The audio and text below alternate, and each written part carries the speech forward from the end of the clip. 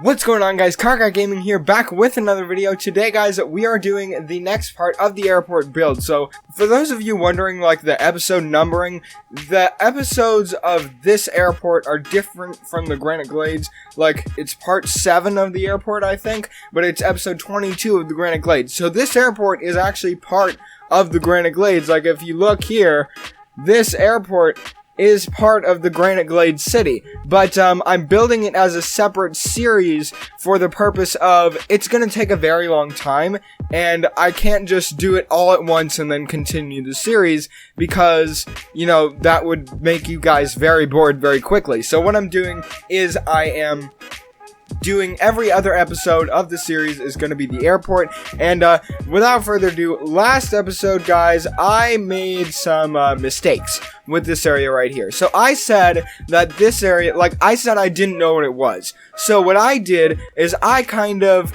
made up my own stories and got a bit creative. So my story was that this area right here is a holdover unit for a prison, because at airports they do have holdover units for Con Air. If any of you have seen the movie, it's a great movie. It's not the most accurate movie ever from what I've heard, but you know, if you've ever seen the movie Con Air is the Federal Bureau of Prisons, or the BOP. It's their transport system with planes. So Con Air is the prison transport system through air, right? Con for convict, and then air, so Con Air, convict air. So basically, I said that this was a holdover unit for Con Air, and they have those all over the country, and that basically when the planes fly to LA with prisoners, then they sit here at this holdover unit before they get, you know, dispersed amongst the prisons in the area. So that's what a holdover unit does. However, this is not a holdover unit, and I'm gonna show you why. I made some major mistakes with this area. This area over here is fine. This area is fine. It's this area right here that I messed up on, and I am gonna show you that with the actual thing. So I'm gonna bring up the Google Maps, and I'm gonna boom show you guys this here. So this is the area that I was trying to recreate, right? So this area right here is what I was trying to recreate. This area is this area, right? So this right here, this area, this thing right here, that is where the that's where I put the, you know, garbage disposal and waste management and post-processing, stuff like that. So basically, this area from right here, from what I can tell, one of you amazing guys, hold on, let me give a shout out to him, and I'll throw his name up, I'll throw his comment up on the screen. His name is Matok1971, well, that's his name on Discord, but basically, that's the guy who left a comment, and hold on, let me read the comment on my phone, because I'm recording, so I gotta read the comment on my phone. Give me 1 second, I gotta find it. Speaking of which, here he is calling me. I wanted his help with explaining things for this video. Hold on. Hello. Good morning. Good morning. You're being recorded right now because this is on the video, right? So you read the chat I sent you, right? Yeah, thing is, I just woke up. Oh, well, good morning. Sorry if I woke you up. It's okay. Okay. Good morning, good morning to everyone out there so listening to the recording. Yeah. So guys, this is Matok1971. Am I pronouncing that right? Matok1971. Okay. So basically, he left a comment on the last video saying that this area over here, it basically what it is if, and then we had a conversation afterwards. So basically, if you look down here at Street View, these parking signs, and this parking right here, you can see it says there's a code on here that says assigned parking, and all of these are assigned parking. And then there's like LAX over there, an LAX logo, and so this area, I believe it's over here. Yes, this over here, unauthorized persons not permitted beyond this point, and it says no badge office parking, assigned parking only. And where was the code that you said was the military code? Oh, sorry, I see it. FTSO. Yeah, that is a military acronym, but it's also a federal FAA acronym. Basically, it has to deal with radar, airport security, stuff like that, which would explain why you really can't get in there. Well, you can easily look it up. That's how I found it. Right, so I looked up FTSO meaning, and it says FTSO, F word, the skull of. Yeah, that's not the right one. Yeah, I figured that. So there's multiple things. So figure that's first time standing order. Is that the right one? Yeah, first time standing order or flight time standing operations. Oh, okay, so I'm gonna look that up. So flight time standing operations. Flight time, something like that. It's a military acronym that dates way back, and it's one of those that the FAA has appropriated. It's just like if you look up FAA, you'll come up with multiple acronym names. 5 minutes later. Okay, so basically, guys, what he explained to me over our call was that this area right here is a military-ish area. So the thing about airports is airports take security very, very seriously. Like, they didn't used to. Before 9/11, you could just walk into an airport with cash in your pocket and buy a ticket and get on a plane. But, you know, after 9/11, they kind of made that, you know, they made security much tighter. They made it harder. They made it extremely hard. They made it harder to do everything. Harder to buy a ticket, harder to get on a plane, harder to get through the airport. They made it so you can't take anything through security. If you want to bring food on the plane, you have to buy it after security. And so basically, security at airports is very, very tight. And the biggest thing with security is radar, because radar is how they do air traffic control. Like, if we look over here, if we look at the air traffic control tower over at LAX, I did not even know what this was. I thought it was just some pretty building when I was doing my, like, original things for this video. So this right here is the air traffic control tower. Now, if you look, you know, most people, when they think of a radar, they think of that spinny thing. I'll throw a clip up right here, but they think of that spinny thing on, like, ships and stuff, and that spins around, and that's the radar. Well, radars now are much harder to recognize, and for this reason, for reason of security. Like, if you looked at this building, if we look at this building from street level, if you look, you would have no idea what this building is unless you know what you're looking for. I mean, over here it does say, like, Construction Inspection Division. You would never expect that this building is the air traffic control tower. Yeah, there's no indication here that this is the air traffic control tower because they don't want anyone getting in there and doing anything. So up here is air traffic control, and it's also very short. So, like, most people think of air traffic control towers as very tall.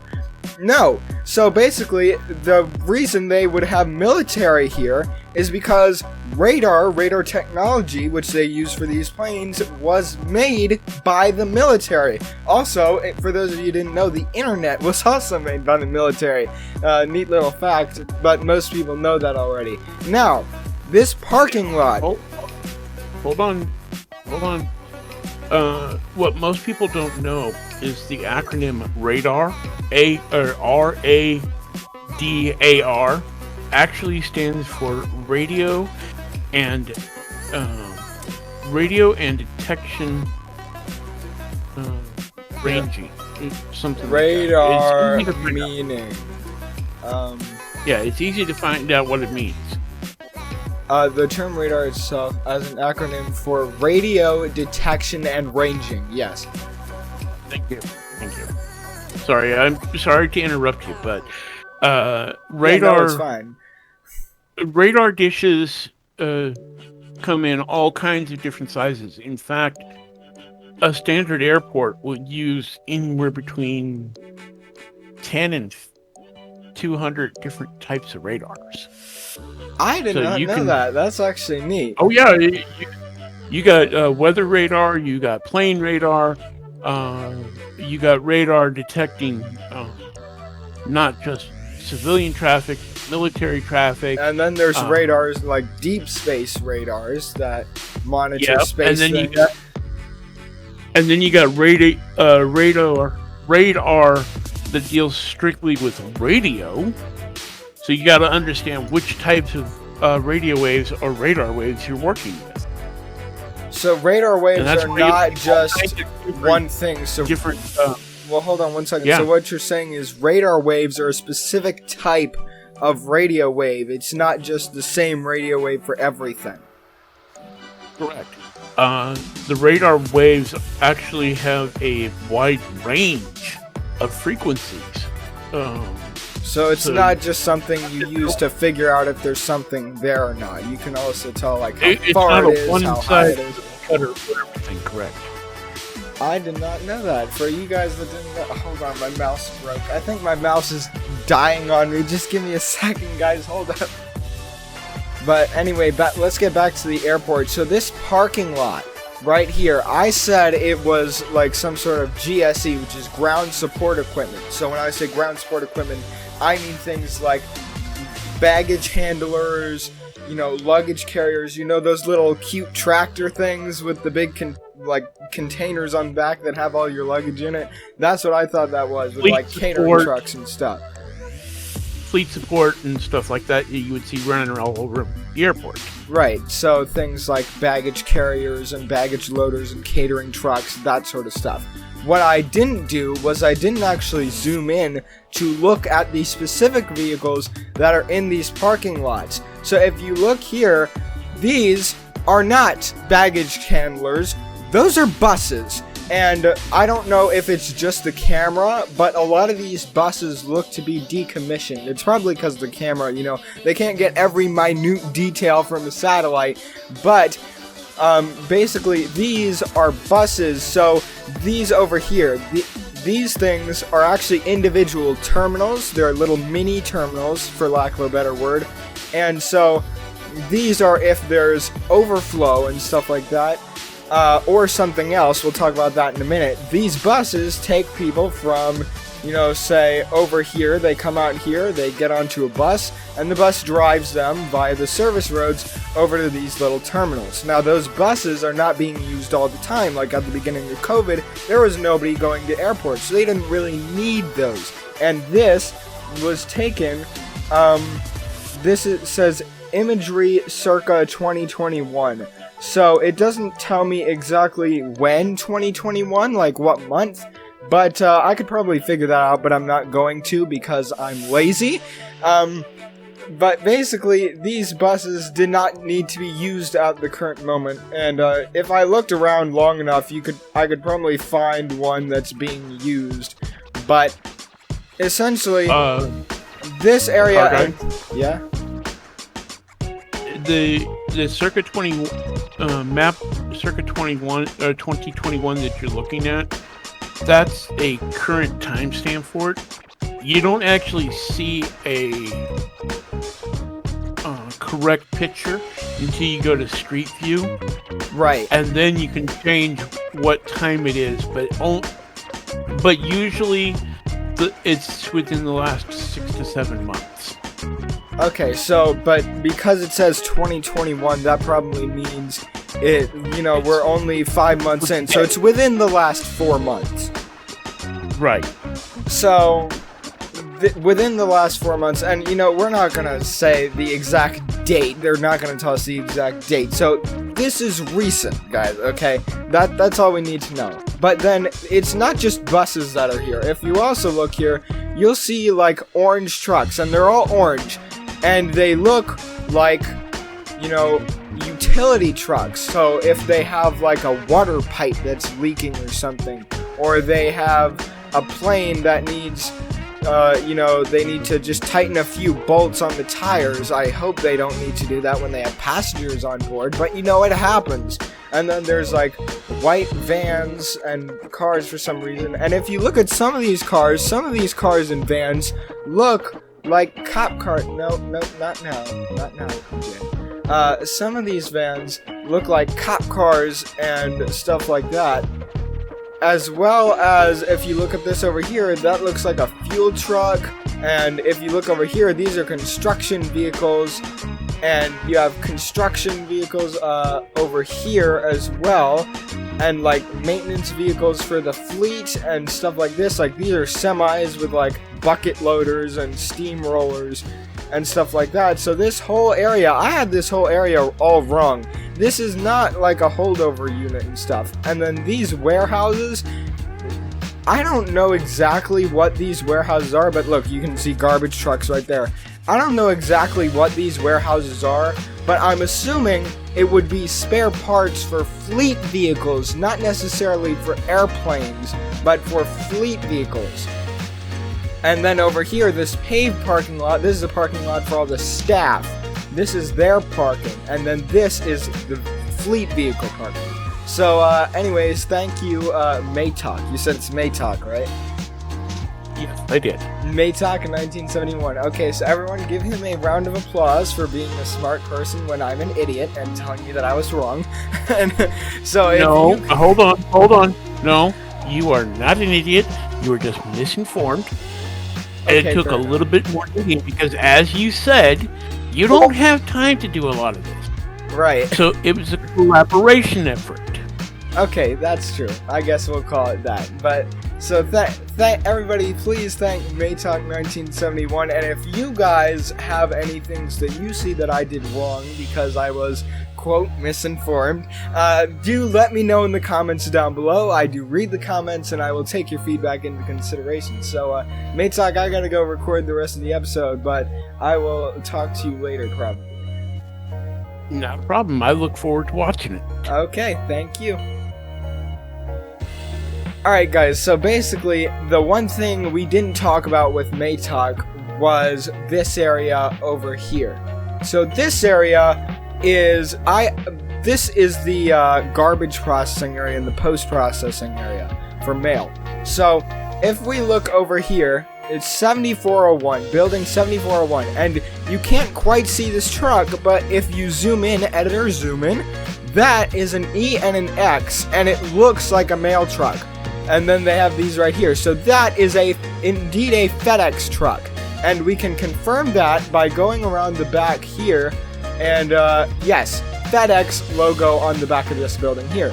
So there's seemingly nothing behind this building.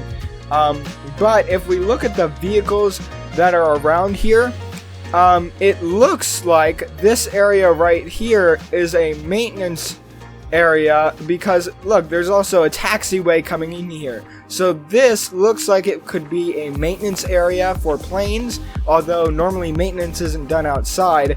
So what I'm thinking is this is an area where, you know, shipping planes and cargo planes for like FedEx, they pull up and they, you know, unload, and then they take all their stuff, and through these doors they put them in this warehouse. So this is like a transfer warehouse for FedEx, and or like a distribution center. And then you can see there's containers and stuff over here and stuff like that. So that is pretty cool. So this is not a waste processing place. Like, and then over here there are a ton. Over here, yes, there are a metric crap ton of dumpsters,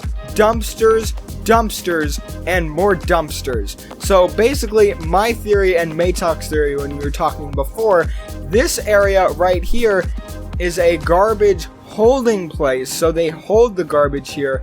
So I could probably keep those waste transfer facilities there, but the processing, the actual waste processing, is done in the city. So they outsource that to the city, but they hold all the waste here for the airport. And then the garbage trucks, like the garbage trucks over here and this building here, they come and pick it up. So that's what that is. And then these buildings over here are all about, you know, spare parts, and some of them could, like this one right here, 7435, that could be like an office of some sorts. I don't really know, but that's basically it for this area over here. So this is a FedEx distribution center. Then, the next thing, if we go over here and you look like right here, these things right here, they might look like speed bumps to you, but if you look, if we go here, if you look a little closelier, those are flat. They are not speed bumps. So when me and Maytalk were talking before, we figured that this is actually gates. So basically what they are, if you've ever seen the 8th Fast and Furious movie, if I can find a clip of it, I will definitely throw it up. But basically, when Dom is taking his charger and he's going, hold on, let me move my chair. He's going towards the military base, right? The Russian military base. They say, oh no, he's coming, put the spikes up, or the gates up. They throw up these barriers. Basically, they go like this and they just come out of the ground. You didn't even know they were there, but they just come out of the ground and they're barriers. They just come up immediately, like BAM!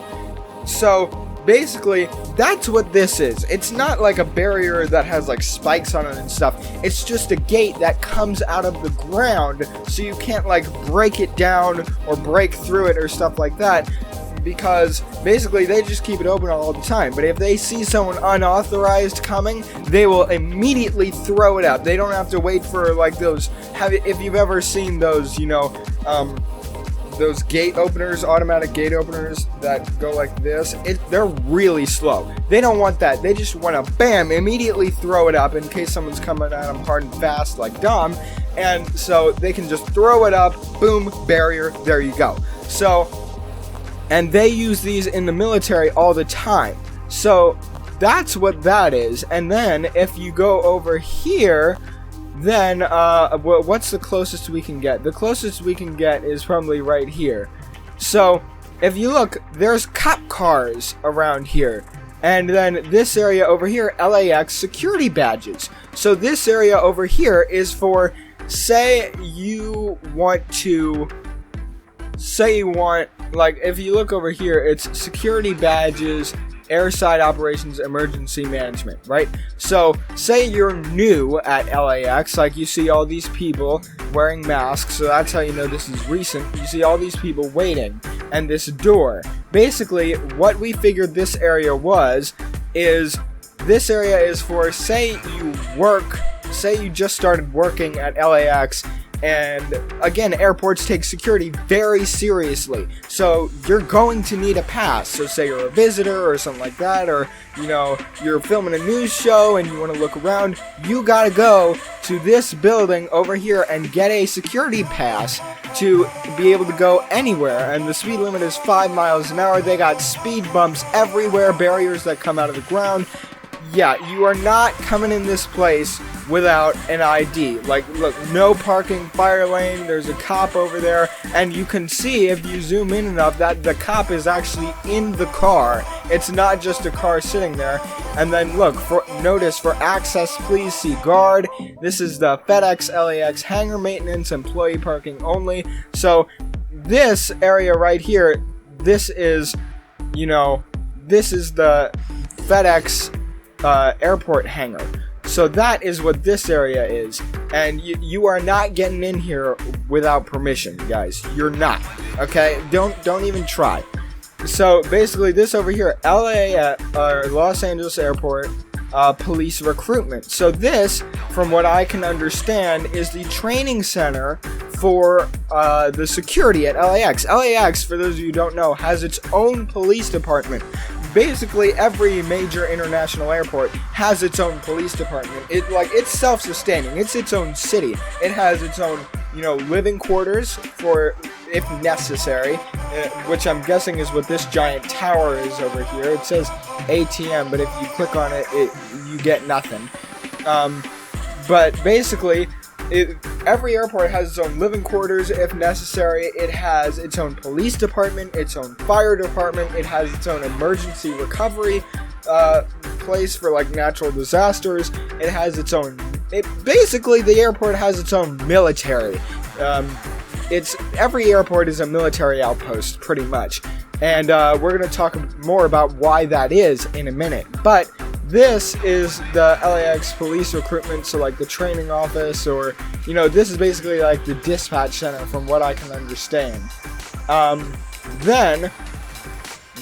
Then this area over here. So remember how I said before that these are like little mini terminals? So that is true. These are all self-sustaining mini terminals in case, and look, LAX bus parking only. You can see that right there. So basically what this is if the main terminal is overflowing or overfull, which I don't think can ever happen. This main area right here has 114 gates. If there's more than 114 planes, they are pretty busy that day. But basically what this area is over here is it's not just for overflow. So this area, I thought it was just general aviation, and this over here, this area is probably just that, general aviation, like people who have private planes, and this is the private area and stuff like that. Then if it's for overflow, the plane will pull up, and then this terminal has enough where you can like buy a bag of chips or go to the bathroom or something like that before you get on a bus and get to the main terminal. But it can be used for something different. I just noticed I've been saying "but" a lot in this video, okay? Go ahead and roast me in the comments. And yes, I need a haircut, so you can roast me for that too. But basically, remember how I said that this area over here was somewhat of a military place? So, over here, notice how this area is really close to the runway exit. Like, you could just get off the runway and bam, you're here. So, Air Force One, right? Air Force One is the president. For those of you who don't live in America or you've been living under a rock, Air Force One is, I'll throw a picture of it up on the screen. It's this big giant 747 that is the president's, the U.S. president's personal plane. So personal for government reasons. So Air Force One is the plane that they fly the president on. It's basically a mobile White House, which again, for those of you who don't know, the White House is in, it's basically the Capitol building. It's where the president lives and does all his work and stuff like that. Why am I saying all this, acting like people are stupid? Because only 25% of my audience lives in America, for those of you who don't know. So basically, the Air Force One is like a mobile government hub. They have conference rooms, they have phones, it has, you know, its own missile defense system. Air Force One is literally a mobile White House, and the security on Air Force One is very, very, very tight. I think sometimes they have like 4 fighter jets flying around it to protect it, even though it has its own missile defense system. That gives you an idea of how, like, seriously they take security for the government. So this runway right here, this runway, I think it's runway 6, yes, runway 6 right, 22 left, is it? No, 24 left, okay, close enough. Basically, this runway, say Air Force One wants to land in LA, right? Air Force One wants to land in LA. Notify them ahead of time, hey, this is Air Force One, we're going to be landing at your airport. Then they do a whole bunch of verification to make sure that the person who called them was indeed Air Force One and not somebody doing a deep fake of the president and, you know, trying to prank them so they could, you know, blow up the airport or something like that. So they do a whole bunch of security. Again, this is speculation. I don't know if that's actually what they do, but logically this is how it would work. They call up, hey, Air Force One, we're going to be landing. We'll be there in X amount of time. Get ready. So they get everything ready so that when the president gets there, he can just pull up, bam, go. And so the motorcade is waiting there. The presidential motorcade is waiting somewhere over here. They fly down, touchdown. Air Force One comes over here. Boom, boom, boom. Pulls in right here to this spot here. Then the president gets out of the plane. He gets into the limo, or the Beast, as it's nicknamed. I love that. The Beast is the car in the motorcade that carries the actual president, and there are 4 of them for decoy purposes, so that you can't just say, oh, there's the president, kill him. And also, the Beast has, I think there's a video on the presidential motorcade by Donut Media. I'll try and remember to throw it up in the eye, but it's really cool. The presidential motorcade is really cool, guys. So basically, the president gets into the Beast. He drives over to, wherever he's going. Most likely, he's gonna go to this building first, this police building here, or he's gonna go over here and get a security badge, and yeah, then he's gonna be, transferred somewhere else. Then, Air Force One, where are they going to put it? They don't want Air Force One sitting out in the open to say, hey, the president's here. So basically what they do, because, you could see this area from the highway. They take Air Force One, they bring it into either this hangar or this hangar. And then, for those of you who don't know, there's actually 2 Air Force One planes. One, so that if one breaks or it's in for maintenance, they have one go ready at all times.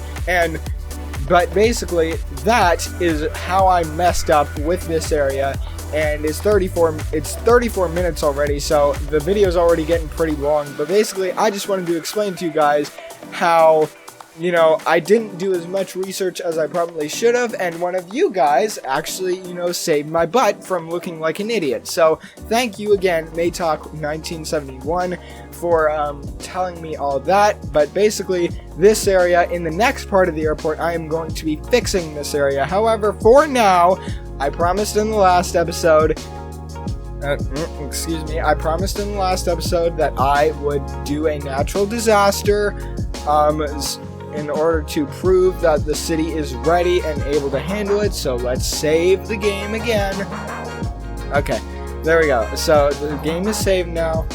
Then let's go over here. I think it's over here. Yes. So since we spent the most on, let's see, how much are we actually spending on disaster protection? $50,000 every 20 minutes. Yeah, that might explain why our city's losing money. But let's see, we have a tornado, we have an earthquake, we have a sinkhole, a thunderstorm, a forest fire, although we don't really have a forest, so that wouldn't help. Collapse, that's boring. We've got a fire, that's also boring, and it happens all the time anyway. A tsunami, and a meteor strike. I think for me, it's between tsunami and meteor strike, because those are the ones we're most protected against. Remember, we have this big, giant weather station up here to detect meteors. So,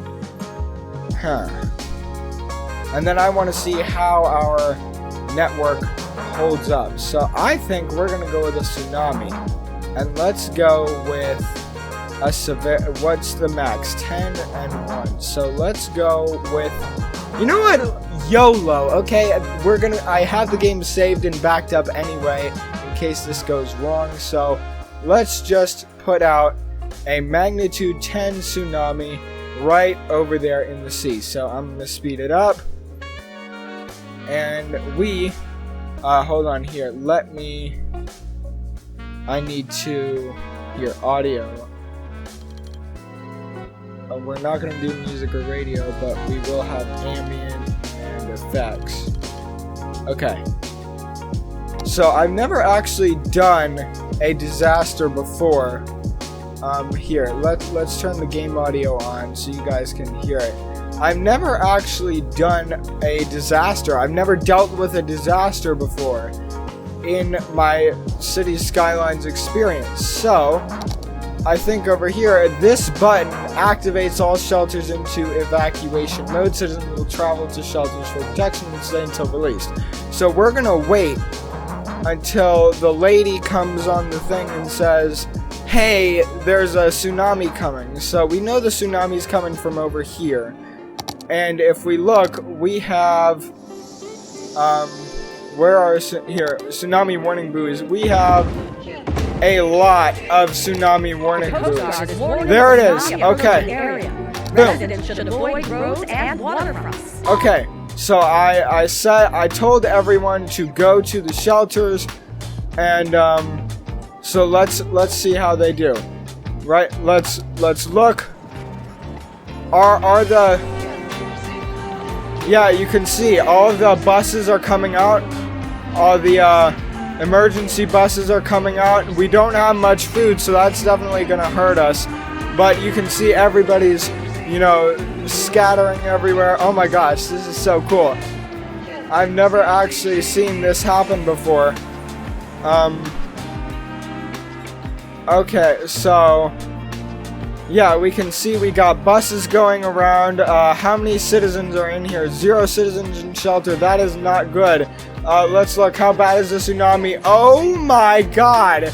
Look at that tsunami. Yo, guys, you better hurry up and get your butts to the shelters, because that tsunami is not playing around. Citizens shelter 0. Why are you not inside the shelters yet? Oh my god, you guys are idiots.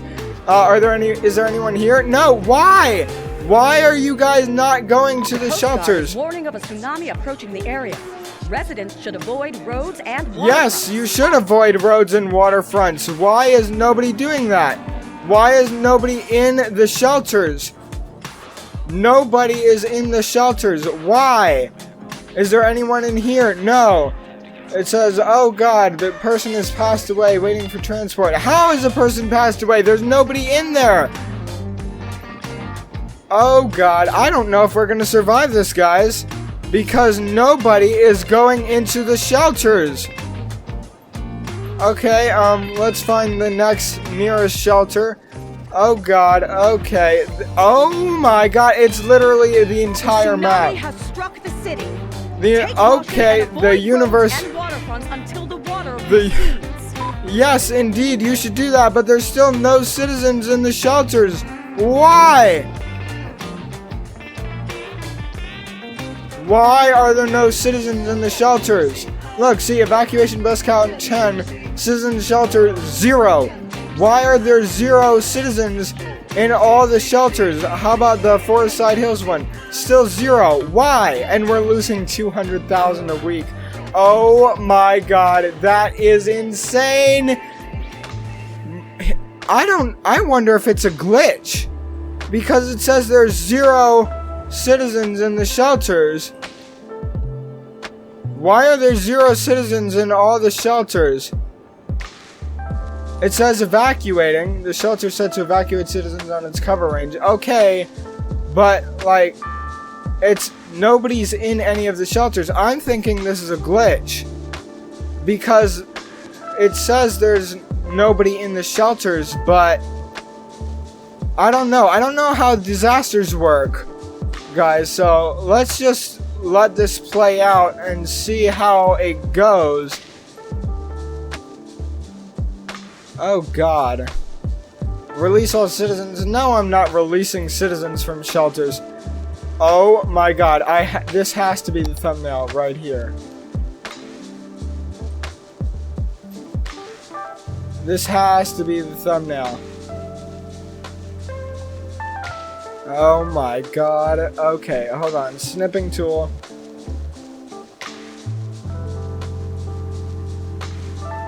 Boom. Okay. But, oh my god, why? Okay, are the citizens still not in the shelters? It still says 0 and 10 evacuation buses are out. So, how's our disaster response unit doing? 0 vehicles in use. Are you kidding me? All this is going on. You have 0 vehicles? Why is... I wonder if it's because everyone's at work. Nope. Nobody's at work. Nothing going on over here. A tsunami has struck the city. Yes, we know, lady. And avoid roads and waterfronts until the water recedes. Oh, it won't recede, lady. It will not recede. But I don't know, guys. I'm confused, because it still says 0 citizens in shelter. How about this one over here? Yeah, 0 citizens in shelter. That might be a glitch, because it says everywhere is covered. I don't know.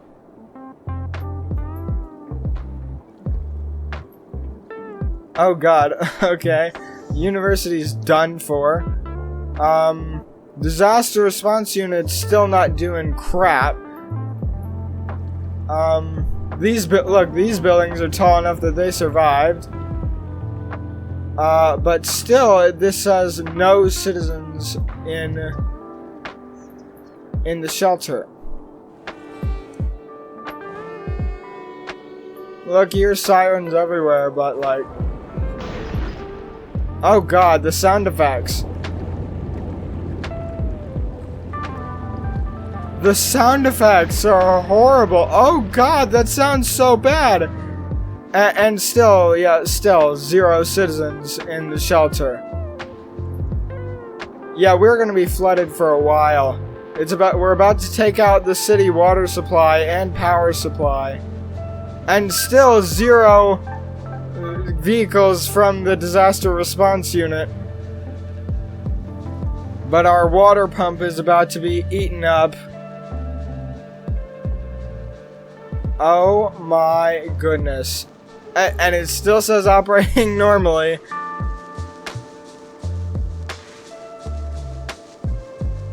Yep, still operating normally, huh? Even though it's completely underwater.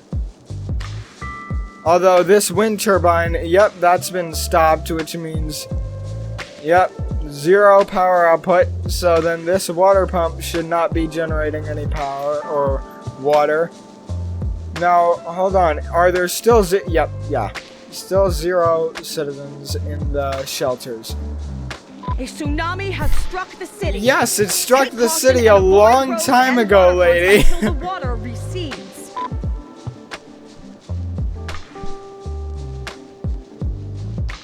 Okay, I'm very confused because this should not be doing this. Here.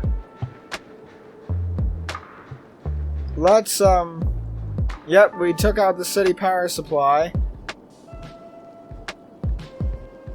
Okay. Now, it looks like the water is starting to recede.